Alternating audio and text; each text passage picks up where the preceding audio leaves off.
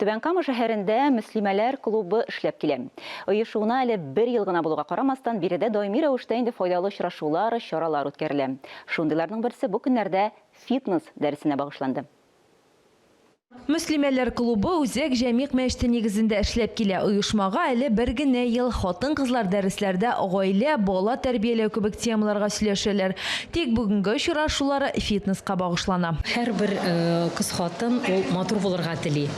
И менә шундый очрашулар физик үзеңне физик яктан тәрбияләү, матурлык темасы, гүзәллек темасы хатын-кызларга гел кирәкле темалар. Шуңа күрә инде без менә шулай җыелышып, шушы темаларны сөйләшеп, һәм менә практик яктан безгә монда бик матур мәгълүматлар, бик кирәкле мәгълүматлар бирәләр. Бүген ковер үзәгендә оештырылган дәрес тән һәм җан сәламәтлегенә багышлана. Очрашуга фитнес тренерларын чакыралар.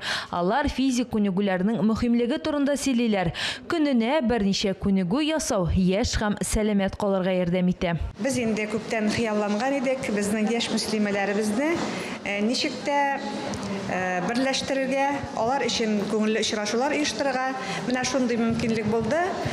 Җәмигъ мәчетендә мөслимәләр, яшьләр өчен шундый үзәк оештырдык. Бу инде мөслимәләр клубы дип атала.